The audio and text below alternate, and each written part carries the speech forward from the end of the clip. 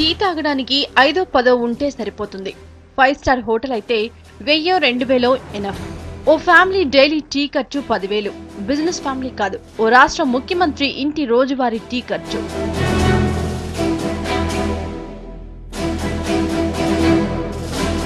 వరదలతో చితికిపోయిన Uttarakhand CM Vijay Bahuguna tea భాగోతం. అటు ఇల్లు ఇటు ఆఫీసు రోజు టీ ఖర్చు యావరేజ్ గా 10,000. సమాచార హక్కు చట్టంతో సీఎం గారి టీ విలాసం బయటపడింది. 18 నెలల్లో 57 లక్షల టీలో కలిపేశారు. అంటే రోజుకు 10,000 పైనే.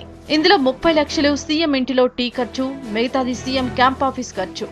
ఎంతైనా సొంత డబ్బు కాదు, ప్రజలదే కదా.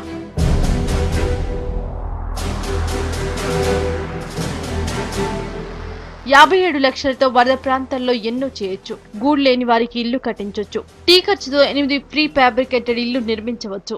ఇది సీఎం గారికి తెలిస్తే బాగుండేదేమో.